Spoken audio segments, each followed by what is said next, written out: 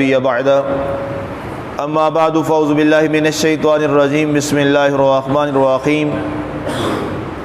أم يريدون كيدا فالذين كفروا هم المكيدون أم لهم إله غير الله سبحان الله عما يشركون وإن يروا كسفا من السماء ساقطا يقولوا سحاب مركوم فذرهم حتى يلاقوا يومهم الذي فيه يصعقون. یا ان کے پاس کوئی غیب ہے جس سے وہ حکم لکھتے پھرتے ہیں، یا وہ کسی منصوبہ سازی کا ارادہ کر رہے ہیں، تو کفر والے خود ہی دام فریب میں گرفتار ہیں. کیا اللہ کے سوا ان کا کوئی اور معبود ہے؟ پاک ہے اللہ ان کی شرکیہ باتوں سے. ان کی حالت یہ ہے کہ آسمان سے اگر کوئی ٹکڑا گرتے دیکھیں تو بھی کہیں یہ تو تہ در تہ بادل ہیں، تو رہنے دیجئے، چھوڑ دیجئے انہیں یہاں تک کہ وہ اس دن کو پالیں جس میں وہ بے ہوش کیے جائیں گے. آج ہماری سورہ طور کی آیت مبارکہ 45 تک کی تلاوت و ترجمہ کا شرف نصیب ہوا. سامعین، کل ہمارے آخری الفاظ کچھ جو تشریح اور تفسیر میں رہ گئے تھے اس کی جانب پہلے بڑھتے ہیں. رب ذوالجلال نے ان کے ایک مکر و فریب کا ذکر کیا اور یہاں لفظ استعمال ہوا ام یریدون کیدا. کیا یہ لوگ ہمارے نبی صلی اللہ علیہ وآلہ وسلم کی ذات بابرکات کے ساتھ کوئی فریب اور مکاری کرنا چاہتے ہیں؟ مفسرین نے لکھا کہ ان کا مکر و فریب کیا تھا کہ انہوں نے ایک منصوبہ بنایا. یہ اشارہ ہے دار الندوہ کی طرف. جب یہ کافر اکٹھے ہوئے اور انہوں نے یہ منصوبہ سازی کی کہ ہمیں سیدنا محمد رسول اللہ صلی اللہ علیہ وآلہ وسلم کو دار الندوہ میں دعوت دیتے ہیں، جب وہاں پر یہ آئیں گے نعوذ باللہ تو ان پر وہاں پر پتھر گرا دیا جائے گا اور نعوذ باللہ وہاں پر یہ شہید ہو جائیں گے، اور ہمیشہ ہمیشہ کے لیے جو ان کا پیغام ہے اور ان کا جو دین ہے جس کا یہ نام لیتے ہیں وہ ہمیشہ کے لیے ختم ہو جائے گا. تو جب یہ انہوں نے سازش کی تو اللہ تعالیٰ نے اس پوری سازش سے اپنے پیارے نبی حضرت سیدنا محمد رسول اللہ صلی اللہ علیہ وسلم کو آگاہ فرما دیا. اور درا حال ہے کہ یہ ہمارے نبی صلی اللہ علیہ وسلم پر یہ سازش کرتے، اللہ تعالیٰ نے خود ان کی سازش کا شکار انہیں خود ہی کر دیا. اور غزوہ بدر کے اندر 70 کافروں کو وہاں پر تہ کر کے واصل جہنم کر دیا گیا. وہی کافر جو حضرت سیدنا محمد رسول اللہ صلی اللہ علیہ وسلم کے خلاف سازش اور آپ کو نعوذ باللہ قتل کرنے کا معاملہ کر رہے تھے اور سازشیں بنا رہے تھے، تو اللہ تعالیٰ نے خود انہیں اپنی سازشوں اور اپنے گڑھے میں یوں گرا دیا کہ غزوہ بدر میں ساری دنیا نے دیکھا اور آج بھی تاریخ گواہ ہے. غزوہ بدر کے اندر اللہ تعالیٰ نے کافروں کو شکست فاش سے دوچار فرما دیا. اور آج بھی غزوہ بدر کی مثال پوری دنیا میں دی جاتی ہے کہ مسلمان روزے کے ساتھ تھے اور ساری و افطاری سے بے نیاز ہو کر انہوں نے اللہ کے حضور ایسی بہادری اور جنگجوئی والا خوبصورت منظر پیش کیا کہ 313 مسلمان کئی کافروں پر غالب آ گئے. 1000 کی تعداد میں وہاں لوگ یہ موجود تھے اور یہاں پہ صرف 313، اور ان کے پاس سینکڑوں آلات جنگی تھے اور ان کے پاس چند 5 6 7 کے برابر یہاں ان کے پاس جنگی آلات اور چند ایک سواریاں موجود تھی. لیکن اللہ تعالیٰ نے ان کو ایسی فتح اور کامیابی عطا فرمائی کہ اللہ تعالیٰ نے باقاعدہ قرآن میں اس کا اعلان فرمایا وَلَقَدْ نَصَرَكُمُ اللَّهُ بِبَدْرٍ وَأَنْتُمْ أَذِلَّةٌ، کہ تم یہاں پر اے مسلمانوں ظاہری طور پر یہ تھا کہ تم شکست کھا جاتے، لیکن اللہ تعالیٰ نے بدر میں تمہیں ایسی مدد فرمائی کہ تمہیں ہمیشہ کے لیے کامیابی سے درکنار فرما دی. آگے ارشاد فرمایا گیا فَالَّذِينَ كَفَرُوا هُمُ الْمَكِيدُونَ. یہ اس کا جواب تھا کہ یہ کافر لوگ جو سازشیں کر رہے ہیں اللہ تعالیٰ خود انہیں ان کی سازش میں خود گرفتار کر دے گا. أَمْ لَهُمْ إِلَٰهٌ غَيْرُ اللَّهِ، کیا اللہ کے سوا یہ کوئی اور معبود بنا لے ہیں؟ کیا اللہ کے برابر یہ کسی اور خدا کا دعویٰ کر رہے ہیں؟ اور کسی اور کو اپنا خدا مانتے ہیں، یہاں تو لا الہ الا اللہ، اللہ کے سوا کوئی اور عبادت کے لائق نہیں ہے۔ سبحان اللہ عما یشرکون، یہ جو اللہ کے برابر کوئی نعوذ باللہ مشرک شرک کرتے ہیں اور اللہ کی ذات کے برابر اور معبودوں کو لے کر آتے ہیں، اللہ تعالیٰ ان تمام چیزوں سے پاک ہے، اور اللہ تعالیٰ کا کوئی اور شریک نہ ذات میں ہے، نہ صفات میں ہے، نہ اعمال میں ہے، نہ عبادات میں ہے، نہ معاملات میں ہے۔ اللہ کی ذات وحدہ لا شریک ہے۔ آگے ارشاد فرمایا گیا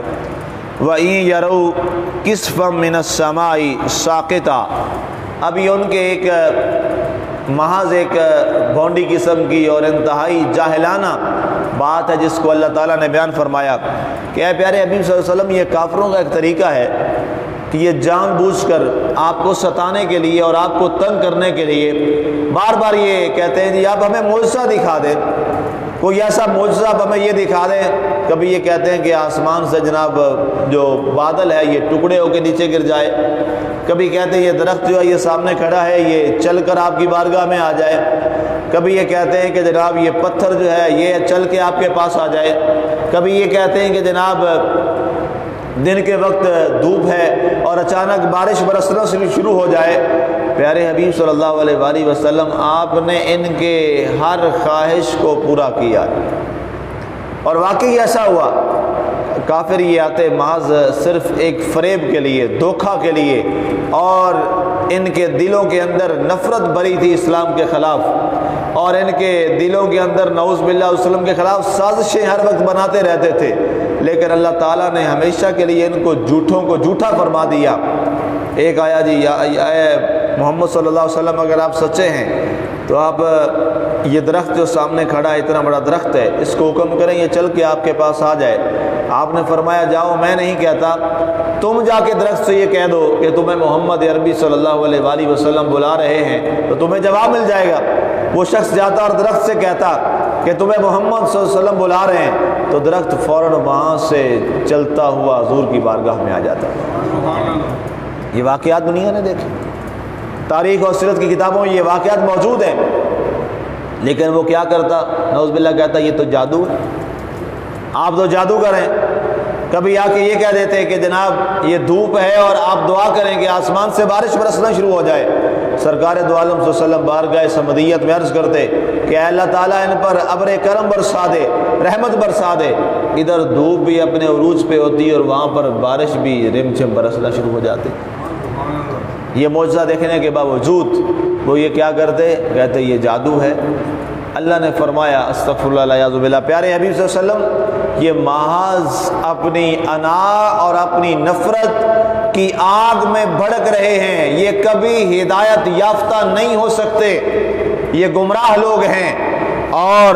وَإِن يَرَوْا كِسْفًا مِّنَ السَّمَاءِ سَاقِطًا، اب یہ ایک جاہلانہ آپ سے بات یہ کر رہے ہیں، ان کی حالت یہ کہتے ہیں کہ آسمان سے کوئی ٹکڑا گرے جس کو یہ دیکھیں یقول سحاب مرقوم، تو یہ بھی تہ در تہ یہاں پر بادل ہیں، اور اگر یہ آپ گرا بھی دیں، اور آپ نے کئی دفعہ ایسا کر بھی دیا، بارش برسا دی۔ بارش برسنا یہ کیا ہے؟ بادلوں کے ٹکڑوں پر قدرت ہی تو ہے۔ اور سرکار دو عالم صلی اللہ علیہ وسلم نے جب اعلان نبوت نہیں فرمایا تھا، یہ سیرت کی کتابوں میں موجود ہے، اور سیرت ابن ہشام جو دنیا میں سیرت کی پہلی کتاب ہے اس کے اندر یہ واقعہ موجود ہے۔ کتاب میرے پاس سیرت ابن ہشام لائبریری میں موجود ہے، اس میں باقاعدہ طور پر جب آپ اپنے چچا جناب ابو طالب کے ساتھ تجارت کے لیے گئے تھے تو وہاں پر راستے میں جو ایک راہب نے دعوت آپ کی تھی سارے قافلے والوں کی، تو حضور صلی اللہ علیہ وسلم آپ عمر میں چھوٹے تھے، ابھی بچے تھے، تو جناب ابو طالب نے فرمایا کہ ہم لوگ ابھی جاتے ہیں تو آپ یہاں رہیے اور آپ یہاں پر سارے ساز و سامان کا خیال کیجئے گا۔ اب جب وہاں پر وہ پہنچے سارے لوگ، تو راہب جس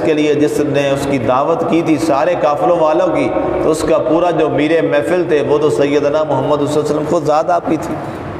آپ وہاں تشریف نہ لائے تو وہ اپنے چرچ پہ کھڑا ہوا، اپنے معبد پہ کھڑا ہوا، دروازے پر انتظار کر رہا تھا۔ سارے لوگ جب اندر داخل ہو گئے تو اس نے کہا کہ تم میں ایک شخص ہے، تم میں ایک نوجوان ہے، بچہ ہے، وہ نہیں آیا۔ تو انہوں نے کہا کہ ہم اسے وہاں چھوڑ آئے ہیں۔ تو اس نے کہا جس کے لیے میں نے سارا انتظام کیا تھا تم اس کو وہاں چھوڑ آئے ہو، خود آگے ہو، جاؤ، جب تک وہ نہیں آئے گا تمہارا کھانا جو ہے تمہارے لیے پیش نہیں کیا جائے گا۔ اب اس نے آپ کو کیسے بچانا تھا؟ سرکار گرمی کا موسم تھا، سورج اپنے عروج پہ تھا، سرکار جب جب جہاں جہاں چلتے تھے بادل کا ٹکڑا آپ کے سر پہ سایہ کیا کرتا تھا۔ تو جس کے لیے بادل کا ٹکڑا سایہ کر کے چلے اور اس کی غلامی میں وہ چلتا رہے،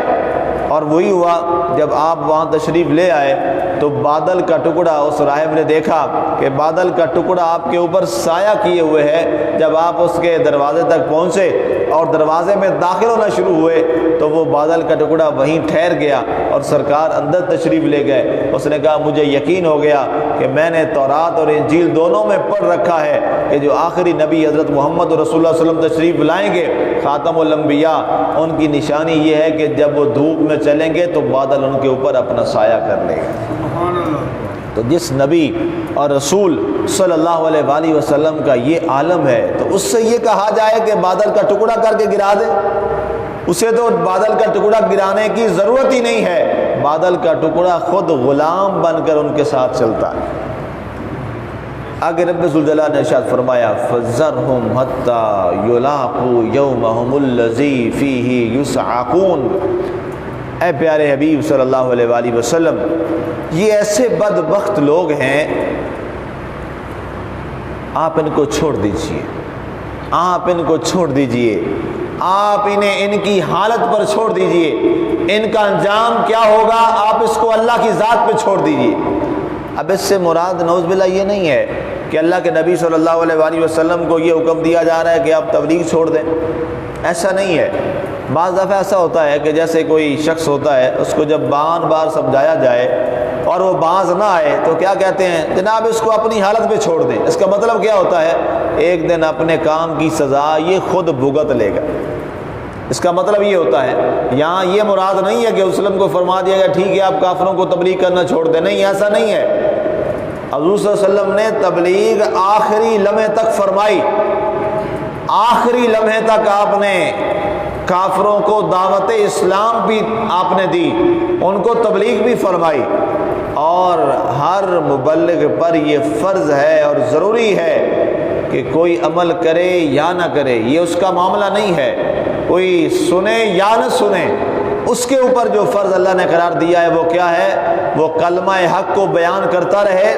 وہ حق کی دعوت دیتا رہے اور اللہ کے راستے کی جانب بلاتا رہے، اللہ تعالیٰ اس کو اس پر اجر عطا فرماتا رہے گا، کیونکہ یہ منصب نبوت ہے، یہ مقام نبوت ہے، اور یہ ذمہ داری نبوت ہے کہ اللہ تعالیٰ کے نبی صلی اللہ علیہ وسلم نے فرمایا العلماء ورثۃ الانبیاء، علماء نبیوں کے وارث ہیں۔ جیسے نبیوں کو تبلیغ کا حکم تھا بغیر اس کے کہ کوئی سنتا ہے نہیں سنتا، کتنے لوگوں نے سنا کتنے لوگوں نے نہیں سنا، کتنے لوگ ہدایت پر آئے کتنے لوگ ہدایت سے محروم رہے، قطع نظر اس کے، اس کا کام ہے جیسے نبی نے اپنے زمانہ میں اور اپنے دور میں حق کا پیغام اور علم بلند کیا، وہ بھی حق کی آواز بلند کرتا رہے۔ فرمایا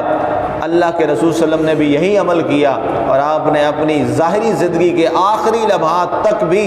آپ نے کلمہ لا الہ الا اللہ محمد رسول اللہ کی صدا کو بلند فرمایا۔ تو فرمایا پیارے حبیب فذرہم، ان جاہلوں کو اور ان کافروں اور ظالموں کو ان کی حالت پر چھوڑ دیجئے، حتی یلاقوا یومہم الذی، یہاں تک کہ وہ دن آ جائے جس دن یہ بے ہوش کیے جائیں گے اور انہیں رسوا کر کے بارگاہ خدا میں پیش کیا جائے گا۔ پیارے حبیب یہ ہماری بارگاہ میں لائے جائیں گے اور پھر ان کا انجام دنیا دیکھے گی، اور پھر وہ ایسا ہوا دنیا میں بھی ان کا انجام غزوہ بدر کی صورت میں کیا ہوا وہ بھی دنیا میں نے دیکھا، اور جب یہ قتل کیے ہوئے اور مارے ہوئے کافر، یہ سارے کافر قیامت تک کے لیے جو بھی گمراہ لوگ ہیں، جب انہیں اللہ کی بارگاہ میں لایا جائے گا تو وہاں انہیں سزا دی جائے گی اور جہنم میں واصل کر دیا جائے گا اور ہمیشہ کے عذاب میں یہ ڈال دیے جائیں گے۔ تو فرمایا یہ بھی تمام اہل جنت کو دکھایا جائے گا کہ یہ ہیں وہ کافر جنہوں نے ہمارے نبی نبی صلی اللہ علیہ وسلم کے پیغام کو پس پش ڈالا تو اس کا سزا اور معاملہ یہ ہوا کہ آج اللہ نے انہیں ہمیشہ کے لیے جہنم میں ڈال دیا، خالدین فیہا ابدا لا یخفف عنہم العذاب، یہ جہنم میں ہمیشہ رہیں گے اور ان کا عذاب کم نہیں کیا جائے گا۔ اللہ تعالیٰ کی ذات ہمیں ہر قسم کی برائی سے محفوظ رکھے اور عذاب سے محفوظ رکھے۔ اس کے بعد آگے اسی پہ ایک گفتگو ہے کہ اللہ تعالیٰ کی کیسے بے نیازی ان سے، ان کے مکر سے، اس پہ کل بات کریں گے۔ وما علینا الا البلاغ المبین۔